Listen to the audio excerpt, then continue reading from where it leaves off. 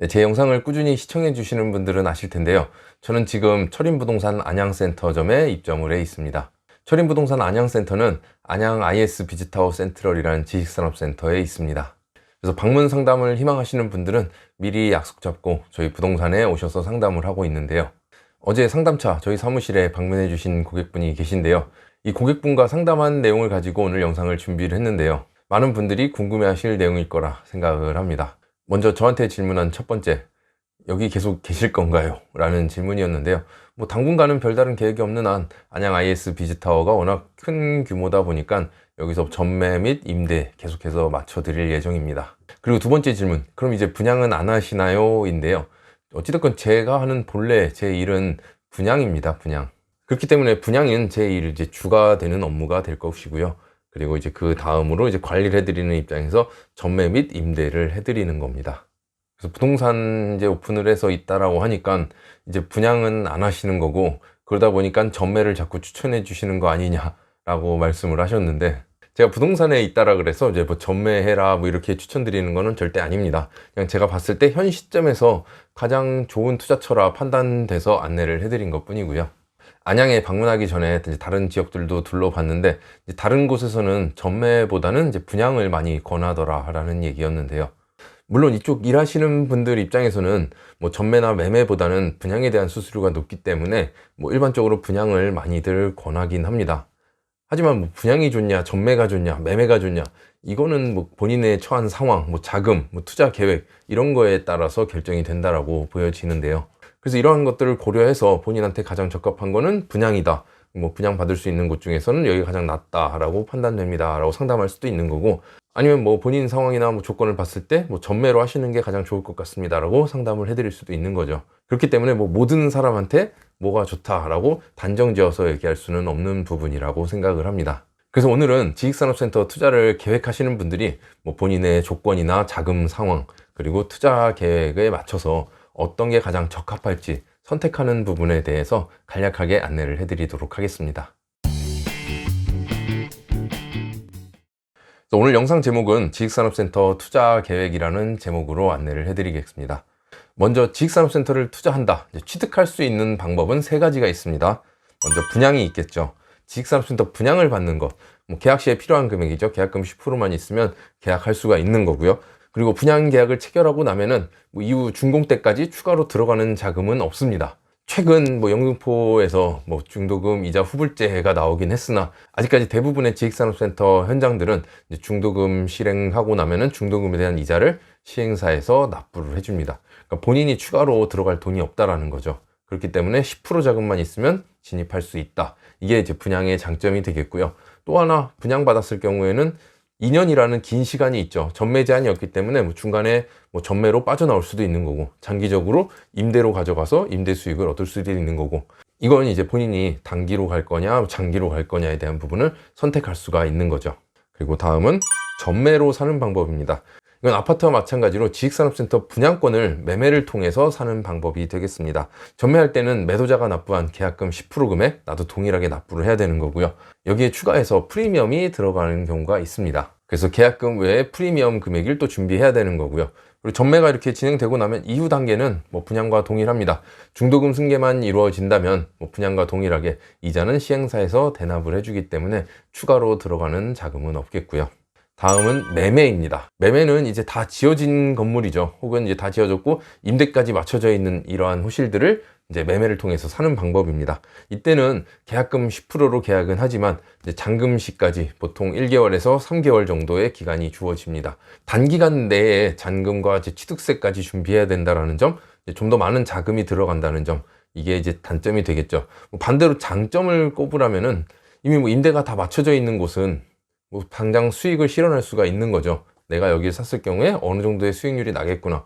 공실에 대한 리스크는 제거하고 진입할 수 있다는 점, 이게 이제 매매의 장점이 되겠습니다. 그래서 취득 방법에 대해서 설명을 드리자면은 분양, 전매, 매매 이러한 형태 이렇게 세 가지가 있고요. 이 표는 간략하게 예를 들어서 설명하고자 준비한 겁니다. 2019년도에 분양을 한 곳, 이건 2020년도에 분양을 한 곳, 2021년도, 2022년도에 분양을 하는 곳이 있다 라고 예를 들어 설명하겠습니다. 2019년도에 뭐 분양한 곳은 빠른 곳은 벌써 이제 준공이 나서 입주를 시작했죠. 그럼 이제 매매로 진행하는 곳이 있기 때문에 매매까지 넣어 놓은 거고요. 그 외에 2020, 21년도, 22년도에 분양하는 곳들은 현재 뭐 분양을 하거나 아니면 이제 분양권을 전매할 수 있는 그런 단계이기 때문에 분양 전매만 표시를 해놨습니다. 그럼 실제 예를 들어서 한번 설명을 해보도록 하겠습니다. 2019년도에 분양하는 현장이 있었다고 가정을 하고 얘기를 들면은 2019년도 분양할 당시에 분양받으신 분이 있고요. 이 분양한 물건을 전매하신 분이 있고요. 이게 다 준공되고 나서 2021년도에 입주를 하고 나서 그 이후에 매매를 하신 분이 있다라고 가정을 해보겠습니다. 그렇게 놓고 보면은 분양할 때 사시는 분들이 가장 저렴하게 사는 거죠. 왜냐? 계약금 10%만 가지고 진입을 한 거고, 만약에 전매로 사신 분들이라면 여기에 프리미엄을 더 얹어서 사는 거죠. 이제 추가 자금이 투입됐다라고 보시면 되는 거고요. 그리고 이게 임대가 다 맞춰진 호실들을 나중에 매매로 사신 분들이라면 공실에 대한 리스크는 없겠으나 가장 높은 금액에 사게 된다라는 거죠. 이 매매 대금에는 당연히 분양가 녹아 들어가 있을 거고요. 여기에 대한 프리미엄 또 들어가 있을 거고요. 그리고 취득세 또한 들어가 있겠죠. 뭐 인테리어를 했다면 인테리어 비용 뭐 이런 것들이 다 포함된 금액으로 매매가 진행되기 때문에 가장 높은 금액에 사게 된다라는 겁니다. 이해되셨죠? 네, 그렇게 생각하시면 되겠고요. 다음, 본인 자금 및 투자 계획에 대해서도 생각을 하셔야 됩니다. 앞에 설명드린 것처럼 분양 시, 전매 시, 그리고 매매 시에 들어가는 자금의 비율이 약간씩 다릅니다. 본인의 투자 자금이 어느 정도나 되는지를 이제 보고 판단을 하셔야 되는 거죠. 소액을 가지고 투자하시려는 분들은 이제 3천만 원에서 5천만 원대가 가장 많은데요. 아무래도 이 금액을 가지고 할 수 있는 부분은 이제 분양이라고 생각을 합니다. 분양은 계약금 10%만 있으면 진입이 가능하기 때문에 초기 자금 비율이 가장 낮다라고 할 수 있겠습니다. 만약 본인의 자금에 조금 더 여유가 있다라고 하면 분양이 답이 아닐 수는 있습니다.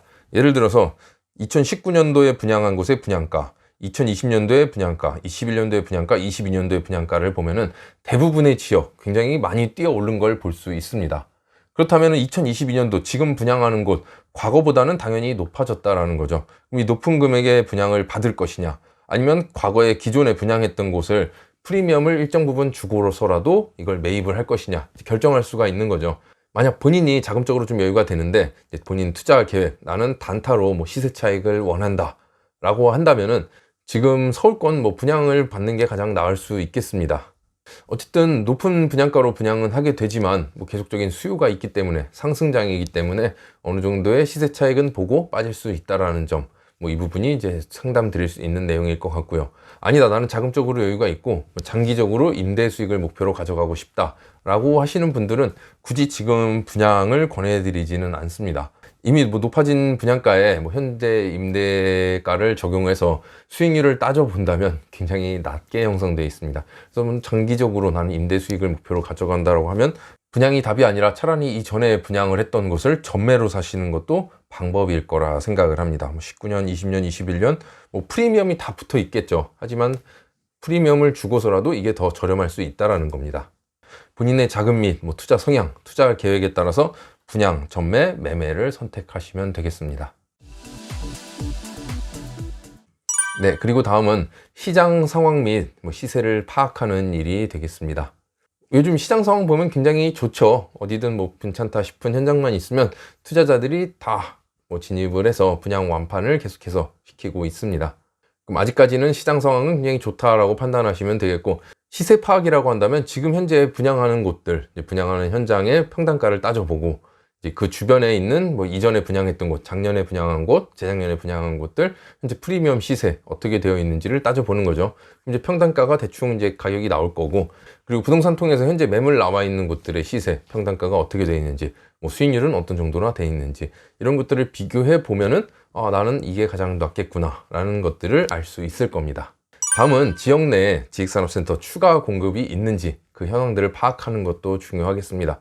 어찌됐건 지금 가격이 안 오르는 게 없죠. 다 오르고 있습니다. 토지 지가도 오르고 있고, 자재비도 오르고 있고, 인건비도 오르고 있고, 금리도 오르고 있습니다. 그러니까 이후에 분양하는 곳들은 당연히 가격이 높아질 수밖에 없는 상황이죠.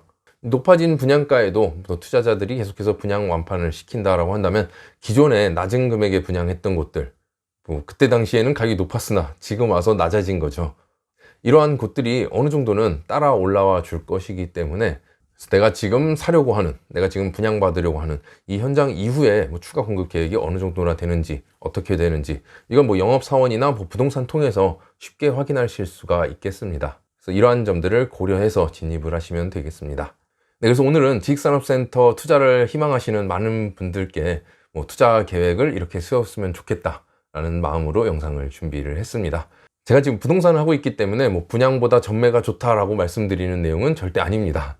말씀드린 것처럼 본인의 상황이나 조건, 뭐 투자 계획, 자금 이런 것들을 고려해서 가장 나은 게 뭘지, 뭐 분양이 가장 낫다면 분양 쪽을 택하시는 거고, 아니다 나는 전매가 가장 나은 것 같다 라고 보신다면 전매를 통해서 하시는 것도 좋은 방법이고요. 아니면 정말 안정적인 투자, 뭐 매매도 괜찮은 방법이라고 생각을 합니다.